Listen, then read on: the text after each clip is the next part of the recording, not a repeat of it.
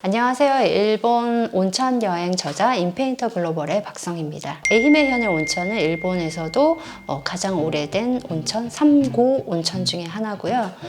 8세기경에 만들어진 일본 서기에도 그 역사가 소개되어 있는 아주 유서 깊은 온천입니다.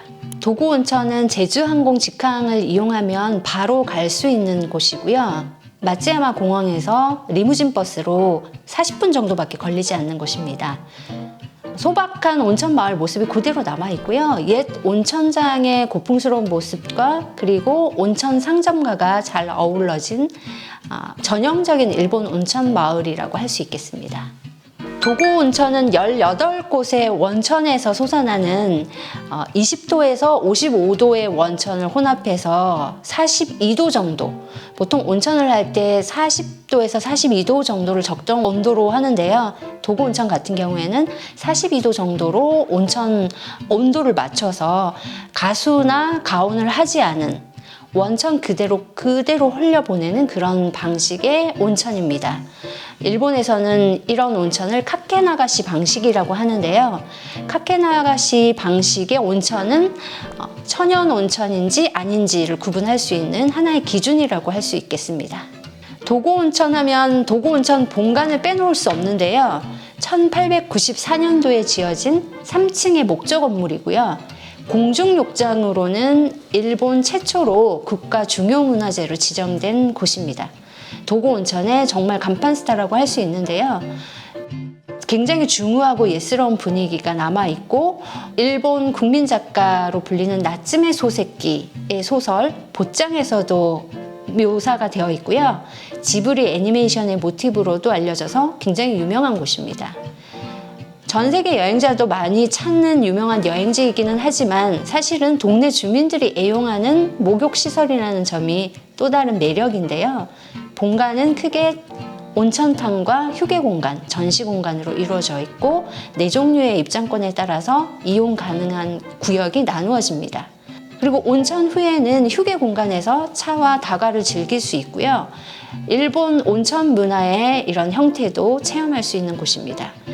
나츠메 소세키를 기념하는 방도 있고 황실 전용 온천탕을 그대로 보존하고 있는 시설이 있기 때문에 이런 곳들도 같이 둘러보시면 좋을 것 같습니다.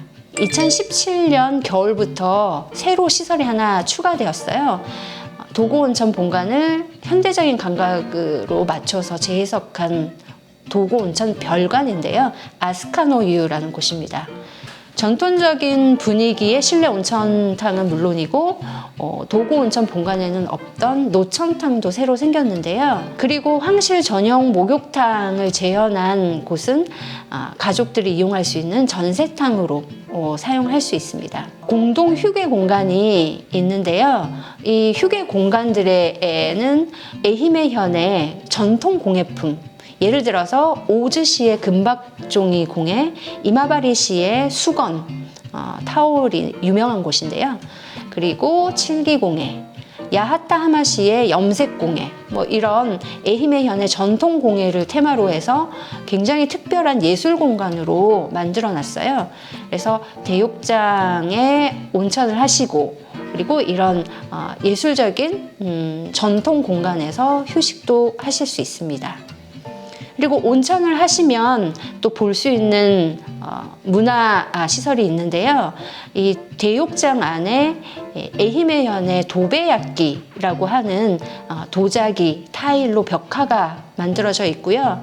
이 벽화에는 아침, 낮, 밤 버전으로 해서 도구 온천에 전해지는 고전 시가 풍경을 모티브로 해서 프로젝션 매핑 영상도 볼 수 있습니다.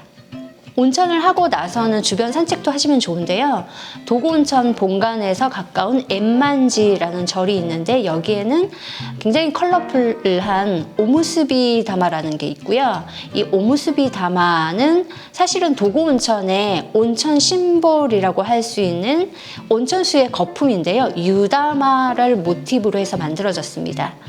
그래서 엠만지 절에 컬러풀한 이 오무스비 다마를 배경으로 해서 사진을 찍거나 아니면 소원을 적는 그림 모판이 있는데요. 이게 에마라는 것인데 에마에다가 소원을 빌거나 운세를 점쳐볼 수도 있습니다.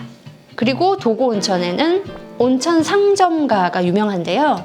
도고 온천에 본관에서 온천을 하고 그리고 아스카노유 별관에서 또 온천을 하시고 나서 도고온천 상점가를 둘러보시면 좋을 것 같습니다. 새벽에서부터 밤늦게까지 영업하는 곳도 있어서 산책도 하시고 그리고 식사를 하거나 쇼핑도 할 수 있는 곳입니다. 보통 도고온천 숙소에서 각자 제공하는 유카타를 입고 산책하시는 분들이 많아서 굉장히 일본 온천가에 왔다라는 정취를 느낄 수 있는 그런 장소라고 할 수 있겠습니다. 온천을 하시고 조금 목이 좀 마르다 하시면 꼭 에히메의 특산품인 귤을 테마로 한 귤 주스나 아니면은 아이스크림을 드셔도 좋을 것 같습니다.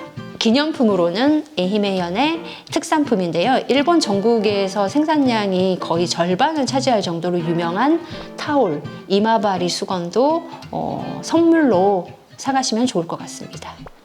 에히메현의 온천은 일본의 대표적인 온천 여행지라고 할 수 있는데요. 언젠가 일본 여행을 하시게 되면 에히메현으로 온천 여행을 다녀오시기 바랍니다.